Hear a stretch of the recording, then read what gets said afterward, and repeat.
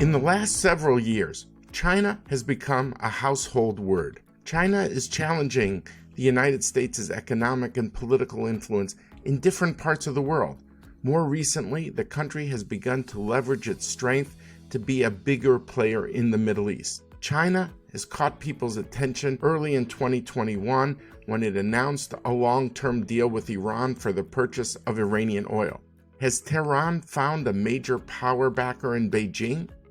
China is trying to win friends elsewhere in the region too, like Israel. On one hand, China's investment is incredibly enticing, large-scale infrastructure projects at low costs. On the other hand, the U.S., Israel's strongest ally, firmly opposes China's expansion. How can Israel have closer ties with Beijing without hurting its strategic relationship with Washington? Where's the balance? When Israel promotes its relations with China and with other countries, it has to balance between economic concerns and considerations and national security. China is friends with everyone, or tries to be, but is allies with nobody. They don't want to be affiliated with any one side of any one conflict. Hello, and welcome to Decision Points. My name is David Makovsky, the Ziegler Distinguished Fellow and Director of the Project on Arab-Israel Relations at the Washington Institute, and I'm excited to go on this journey examining Israel's policy decisions with you.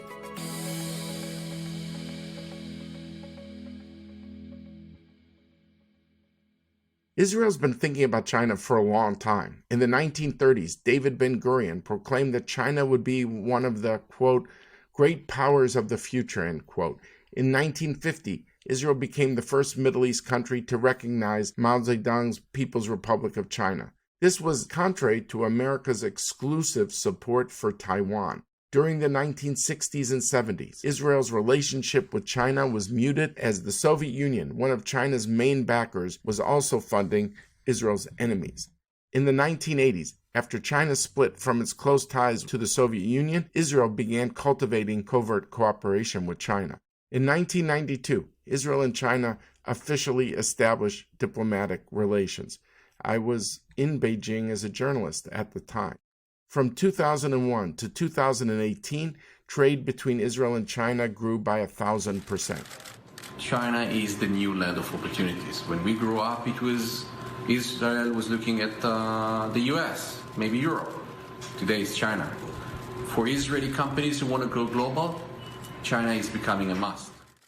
China is particularly interested in Israeli water technology, its agriculture, telecommunications, and defense technology. In the past 2 decades, there have been numerous high-profile deals between Israeli companies and Chinese firms. For example, China acquired high stakes in Israel's Tenuva Dairy and its energy company Delek. The most high-profile Chinese purchase was the 25-year deal between Israel and China to build and operate a portion of the Haifa seaport, signed in 2019. Furthermore, more than 1,000 Israeli startup companies have set up operations in China. With new technology, we can make people live longer, personalize their medicine, prevent a lot of the diseases that are available. All of that is happening in exciting ways in Israel, and we're very excited about trying to bring this technology to China. Our country, the U.S., also has extensive trade and economic relationships with China, but it is also watching these investments in Israel with a wary eye. Not only does the U.S. fear the expansion of Chinese influence, but it also fears Israel's vulnerability as a result of China's influence in that country. Israel acceded to the creation of an oversight committee for foreign investments in 2019 that later began functioning in 2020. China's influence in the Middle East has only expanded in the previous decade. In 2013, China announced the Belt and Road Initiative, known as BRI, a plan for Chinese investment in global infrastructure that includes Chinese-built roads from Singapore to Madrid, as well as new shipping routes to and from China. As of January 2021, China's BRI has constructed projects in 171 countries. In some cases, China's investment has turned into significant economic leverage. An ever-growing superpower, China is increasingly dependent on Middle East oil. This has brought Beijing and Tehran closer together. It is not surprising that Iran is boasting of such ties in order to insulate itself from threats of American and European sanctions during the nuclear talks. Have ties with China been a windfall for Iran as it seeks to resist international pressure? What are China's goals in Israel and the Middle East at large? Where does this leave the U.S.-Israel relationship? To discuss these questions, I'm joined by two people who have written extensively about China and the Middle East, Assaf Orion and Mike Singh. Assaf Orion is a senior fellow at the Tel Aviv-based Institute for National Security Studies, INSS. He was a brigadier general in the Israel Defense Forces, where he focused on a range of issues, including strategic planning. Mike Singh is the Lane Swig Senior Fellow and Managing Director at the Washington Institute. He's also a former Senior Director for Middle East Affairs at the National Security Council in the White House. So thank you both for joining us today. Mike Singh, it's great to have you, and Assaf, welcome back. Thanks for having us, David. Shalom. Thank you for having us. Great. So, Mike, I want to start with you. On March 27th of this year, 2021, China and Iran signed a strategic agreement. Does this very achievement of an agreement help ease Iran's economic isolation as its nuclear program remains a point of controversy? Well, David, obviously this China-Iran agreement got a lot of attention in the American press for lots of different reasons. You know, some in the U.S. said, oh, this shows the failure of maximum pressure, which was the Trump administration's policy toward Iran at the time. And some, especially on the right, suggested that this indicates that China is sort of coming into the region now, allied with Iran, to try to dominate the Middle East. I don't think either one is really right. The agreement is, I think, an aspirational agreement more than anything. What will China's investments in Iran actually amount to? We don't know, and it will probably depend more on what China perceives the economic opportunities and economic costs of dealing with Iran to be. We didn't, for example, see China in a very meaningful way help Iran to get around or sort of circumvent U.S. sanctions under the Trump administration's maximum pressure policy. And frankly, I think a lot of Iranians were disappointed with China and also Russia's failure to come to their aid during this difficult time for Iran. To dismiss the agreement or to dismiss what's behind the agreement, the development of the China-Iran relationship, would be a mistake. Because to me, there's no doubt that for China, for Beijing, their relationship with Iran is their most strategic, most important relationship in the region. Iran offers them a lot. Iran is a country on the Persian Gulf, a very important waterway for China because it gets still most of its energy imports from that region. It's the only one which isn't allied with the United States. And in fact, Iran and China share the desire to see the United States lose our sort of privileged position in the international system. They share a desire to remake or reshape the international system. Assaf, do you see it the same way? I mostly concur with Mike. There are clear tensions between the interests and goals of China and Iran. So I would say we need to follow the details and how they transpire into facts. And at the same time, to watch at several issues here. One is that China became Iran's main oil importer. Like 50% of what Iran exports in oil goes to China. And in parallel, China decreased its own dependency on Iranian oil to less than 3% or around 3%. And this means that China pays close attention to dependence as a strategic factor. I think they're both gearing up to a massive flow of oil, and that's the next thing to watch. Mike, you follow both Iran and China. What do you think the implications of the China-Iran relationship are for Iran in its position in the Middle East?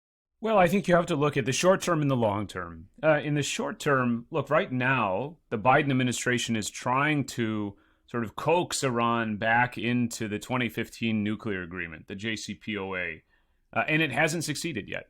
And I think this has taken the Biden administration by surprise. You know, why is it that Iran refuses to come back to this deal, even after an offer of significant sanctions relief from the United States, well beyond what was offered initially in the JCPOA.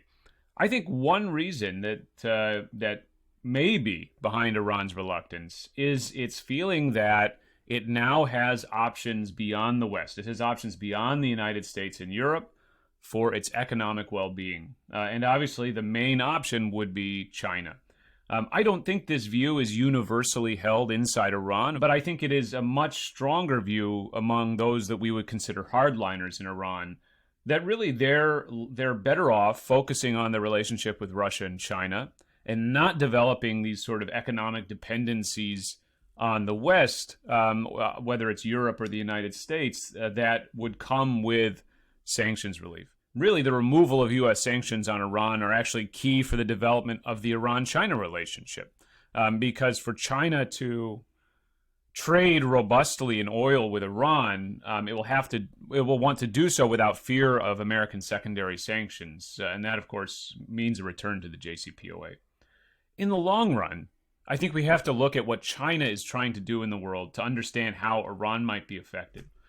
There is, I think, little doubt at this stage that China is trying to create mechanisms. For example, it's creating a digital currency that would insulate it from any efforts at economic pressure by the United States. It sort of reads the tea leaves in the U.S., understands that both Democrats and Republicans are increasingly wary of China, increasingly see China as America's biggest national security challenge. And so it's taking measures to basically reflect that reality, and it's taking measures to ensure that the United States can't use sanctions or other forms of pressure against it. That could have a secondary benefit for other American adversaries like Iran, who have been targeted by sanctions. If Iran were able to trade in oil with China, or with other countries, without fear of American secondary sanctions, that would really change the nature of Iran-U.S. relations and of American policy options. Assaf, how do you see it? In a sense, both Iran and China are worried of encirclement in a strategic sense. And such an agreement or an access of relations is encouraging Iran that it's not alone, and it also strengthens its rivals. Paradoxically, many of those rivals are also comprehensive strategic partners of China. Mike mentioned that Iran is perhaps China's most important partner.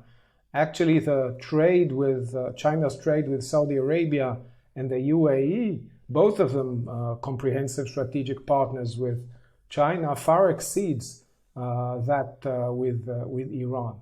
One can also assume that stronger China-Iran relations is encouraging the friends of Iran in the region, like Syria and Hezbollah. But zooming out, I would say it's a very complicated situation, ridden with complexities and contradictions. I think we should assume that China is more concerned by regional instability than by nuclearization. We know China helped Iran's nuclear program in its infancy. It also provided Saudi Arabia with surface-to-surface missiles, 2 generations by now, and it's today helping Saudi Arabia with uranium extraction. So you have this effect that it's actually advancing or fanning the nuclear arms race in the Middle East.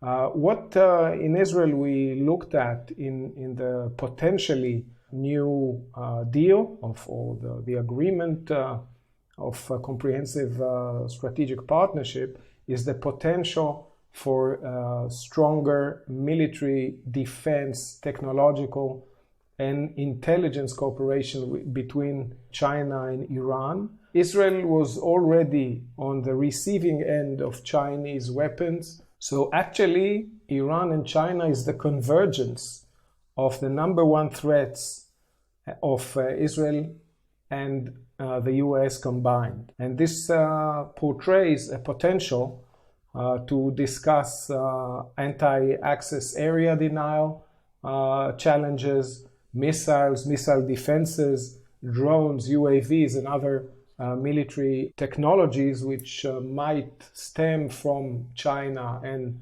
appear in the Middle East or vice versa. Rand Corporation researchers Andrew Scoble and Ali Reza Nader describe China and the Middle East as, quote, an economic heavyweight, a diplomatic lightweight, and a military featherweight. I wonder if you think this is accurate, and how would you define China's strategy in the Middle East as part of a global strategy, and how has it evolved? Where does the Middle East fit in for China? This characterization of China, I think it's a misguided view, because I think it creates a false distinction between economic power and interests and political power and interests. If you look at what's happening right now, or what's happened in the recent past between China and Australia, for example, China does tremendous trade with Australia. Australian exporters are quite dependent, actually, on Chinese markets. And China recently tried to essentially use this economic relationship, this economic dependency, for diplomatic blackmail, sending Australia a list of 14 political demands, demanding, for example, that Australia muzzle its free press in terms of that Australian journalists' criticism of China, and basically said, look, we're not going to resume trade with you. We're not going to unblock your exports until you meet these demands. And so, the idea that somehow China's major economic presence in the Middle East doesn't have diplomatic implications or even security implications, I think is wrong. And furthermore, I think it's also outdated to say that China doesn't engage diplomatically or militarily in the Middle East. We have seen increasing both diplomatic and military engagement by Beijing in the region. It's still modest compared to that of the United States and Russia, but it's certainly not zero. It is growing. And of course, China's potential for diplomatic and military intervention on short order are significant, far more significant than any other external power besides the U.S. and Russia. And so I think we have to scrap this view. I think China's strategy, what I've written is that China's strategy has essentially 4 pillars in the region, and I'll describe them very briefly. And these pillars sort of are based upon both regional interests, which China has had for a long time, but also you have to combine those regional interests with China's growing global interests. And that includes things like the Belt and Road Initiative and the desire to avoid containment and develop China's West, which sort of underpin the Belt and Road Initiative, as well as the growing U.S.-China rivalry. And so this produces a strategy which, as I said, has 4 pillars. Number one, we see China leading with economic benefits in all of its relationships in the region. And that's both for China's own economic benefit, but also to create those dependencies that I mentioned before. Pillar 2, China is friends with everyone, or tries to be, but is allies with nobody. China tries to balance its relations in the region, between Saudi Arabia and Iran, as Assaf mentioned, between the Israelis and Palestinians, between different factions in Libya, you name it. They don't want to be affiliated with any one side of any one conflict. They also, though, don't want any country in the Middle East to look to them for support in a crisis. Number 3, China sees the Middle East as a source of strategic benefits, and it quietly pursues those strategic benefits. Things like high-tech exports from Israel, things like the China-Iran relationship and the strategic benefits that brings that we described earlier. China pursues all these things actively and with determination, but the most important word here is quietly. China is not looking at this stage. It's not looking to openly confront the United States in the Middle East. Pillar 4, very briefly, I think China is trying to bolster its own political and diplomatic role in the region and undermine that of the United States. And it uses various tools, especially soft power tools, to do this. Social media, broadcast media. It uses its seat on the UN Security Council, and so forth. Assaf, what has been achieved between China and Israel? What are the underlying forces that drive this relationship closer? Well, as a keen reader in this field, I usually suggest to not to overstate Belt and Road Initiative as an overarching banner of policy, even though it's a vision and it's a great compass for strategy. It's being overused by Chinese propaganda, those who echo it either wittingly or unwittingly, and also by China bashers. So let's look at the facts themselves, the activities, the projects, one by one. It's more informative than the banner of the Belt and Road. When Israel looked at China in the last decades, it saw a customer for its innovation, a source of capital, a source of products, a great provider of infrastructure, which in Israel, as in other places, are a bit backwards to where we need to be. And China found in Israel a source for this innovation and a relatively stable place for investment. The driving force behind this was definitely Prime Minister Netanyahu, alongside with him Israel Katz as the Minister of Transportation. You see that the China trade with Israel between 2010 and 20 doubled from about $6.7 billion to about 12. And that's, of course, a trade deficit, as most nations with China, because a third of it is export and 2/3 is import from China to Israel. So when we look at the actual benefits, since 2007, close to $6 billion of Chinese investment were made in infrastructure in Israel, mostly in transportation, ports and electric power. Last decade, China invested in Israel at least $19 billion, out of which $9 billion in technology. And it sounds a lot, but actually it's about or less than 10% from the investment in Israel. I wouldn't overstate the proportional share of China in Israel's economy, although it's a very important source.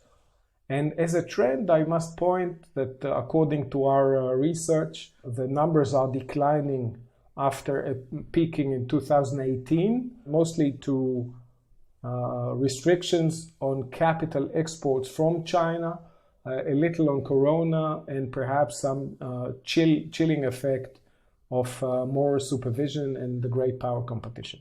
Mike, do you see it the same way? So I don't disagree with Assaf, but I think it misses the bigger picture, if we're being honest.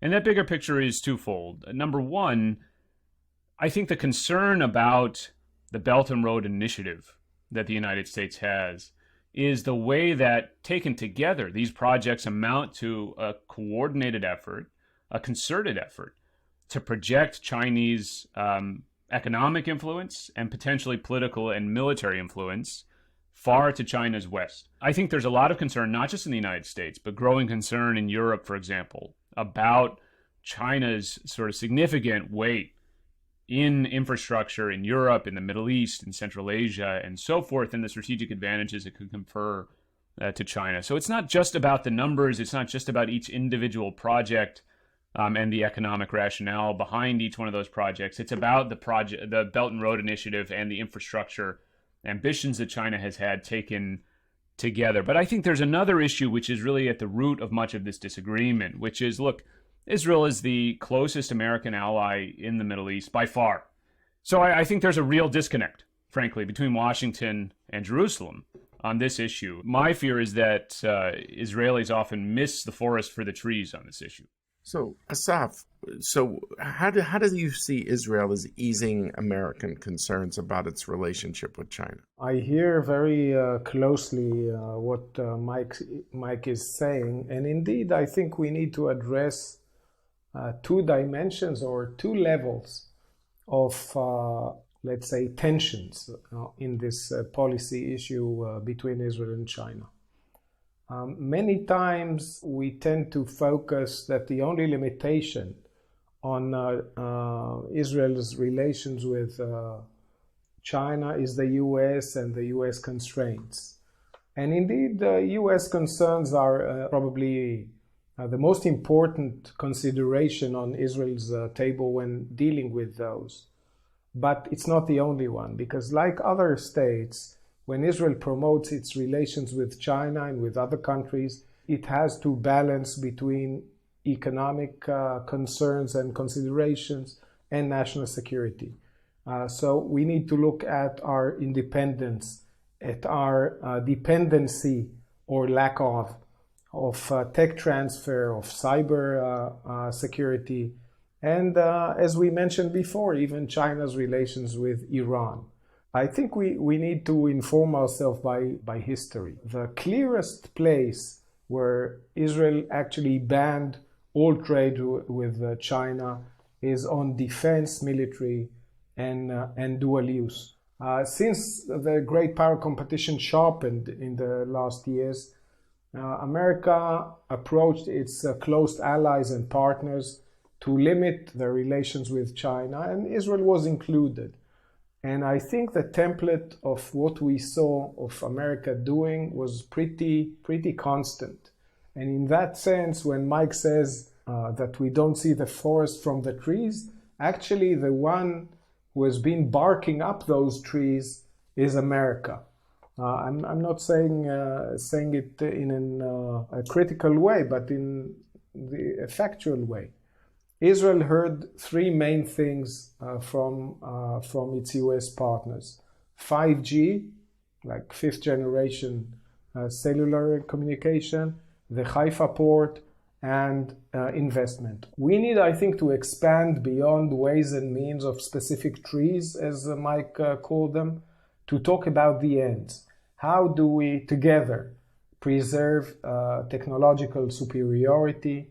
How do we protect ourselves together from tech transfer, which is illicit, and to mitigate and decrease the risks of foreign influence? But in what Mike says, there is another deeper and more important aspect that exceeds facts, threats, and responses, because it comes from mythical and on the verge of fantastic, like facts do not matter. I think that we need to look at the facts. Most of Israel's innovation ecosystem is looking west. Much of what we hear in American discourse is a subtext that in its time of hardship, Israel stands by America's worst rival. It's a generational adversary, China. That's not the case. Israel is not standing by China, and whoever says, oh, Israel must choose between America and China, well, the news, which is old, is that Israel already chosen. It has a strategic ally in all but name in America, and it has an important trade partner in China, like many others, including America. If you were to predict the trajectory of Chinese-Israeli ties in the coming years, given all the limitations that you mentioned, where does it go? The Israel-China relations were always conducted under the shadow of the US-China relations. And this means that the more the great power competition sharpens and increases, Israel-China relations will face more and more difficulties.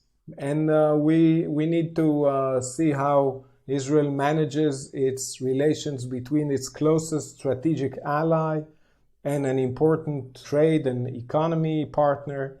If I hear you correctly, I'm hearing you say if there was a triangle between Israel, Washington, and Beijing, that ultimately it's not much of a contest, that ultimately Israel's strategic relationship is with the United States. So yes, I think that strategically our lot was thrown with the US long ago, and China is not a substitute, nor is it being considered a substitute, neither by itself nor by Israel. And when you look into the horizon, I believe, assess, not that I hope for it, but I think that the peak of the Israel-China relations is already behind us.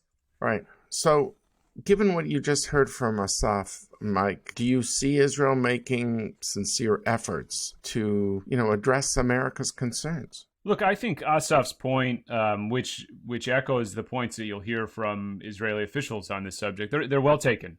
I think that the United States needs to, number one, hammer out its own China strategy. What are we doing to address some of the types of threats that we're concerned that our allies are facing? And of course, this opens us up to charges of hypocrisy. How can we ask our allies to do more than we're able to do ourselves? And oftentimes our limitations are stemming directly from bureaucracy. We have to address our own strategy first and our own actions first. And then, frankly, we need to make a compelling case to our partners that focuses on their interests and not just ours. You can't simply go to even a strong partner like Israel and say, don't do this because we don't want you to. They're a democracy. They have multiple constituencies they have to consider. And so we have to make a good case as to why some Israeli political leaders should basically make the effort and sometimes pay the cost of rallying different constituencies inside Israel or whatever partner we're talking about to forego what's ultimately a sort of lucrative and in some ways beneficial relationship or activity. I think that ultimately the United States was not able to convince the Netanyahu government of our concerns. But I think that Assaf is also right that we need to be not just defensive, not just protective, but also proactive. Because, look, David, the real problem is the United States wants to decrease our involvement in the Middle East. We want to shift our resources, especially military resources, but also diplomatic resources to East Asia. And that means we need a different mechanism to safeguard our interests, which are shared with allies like Israel in the Middle East. And that means allies like Israel needing to step up in conjunction with partners like the UAE, Saudi Arabia, and so forth to protect those mutual interests. We've seen some good steps towards that in recent years, I think notably the Abraham Accords. Abraham Accords are so exciting and promising because they open up the possibility for U.S. partners to work together without necessarily having direct American intervention to do that. So we don't need to mediate perhaps anymore between Israel and the UAE, for example, or Israel even in Saudi Arabia if the next steps are taken that we hope will be taken. Instead, those countries can work directly together and America can be a partner to those efforts rather than, as I said, a sort of mediator. But those same partners will need to avoid, ideally from the American perspective, the type of hedging behavior that you might suspect could occur as the United States steps back a bit. And that hedging behavior could mean, more accommodation of Russia and China, for example. We I think, would like to see our partners work proactively with the United States on a strategy to defend against, for example, China trying to use its relationship with Israel to surpass the American military in certain high-tech areas without necessarily having to see the same very heavy American presence or intervention in the Middle East. And I think that will be difficult to pull off. The U.S. and Israel can do it. If any two countries can, it's the U.S. and Israel, because we do share such a close partnership and so many interests. But I think if the converse of that is if the U.S. and Israel fail to do it, we can't expect success anywhere else in the Middle East. And so there's a lot riding on this U.S.-Israel partnership and the U.S. and Israel getting this right. Very interesting. And on that note of hope, I would like to thank you both Mike Singh and Assaf Orion, for your really interesting perspectives on a very complex but new challenge that for the United States as China and the U.S. engage in this great power competition and as Israel emerges from its isolation and given its high-tech growth. So I would like to thank both of you for joining us today. Thank you, David. Thank you. Shalom.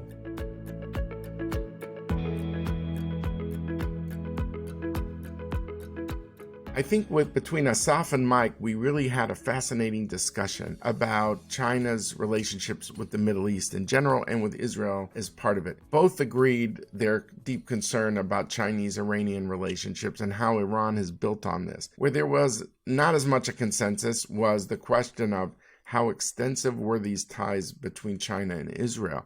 With Assaf's thinking it was more limited and therefore not a problem as much for the U.S., and Mike voicing concerns that there might be some problematic dimensions. They both agreed that if there are any two countries on the planet that can sort this out, it would be the United States and Israel, given the closeness of their relationship. This is crucial because other countries will say, well, if you can't convince Israel, given your closeness, you certainly can't convince us. But the two countries with such depth and breadth in the bilateral relationship, they have the ability to sort this out. And therefore, I'm optimistic that these questions of where is the line will be sorted out between these two allies, the United States and Israel.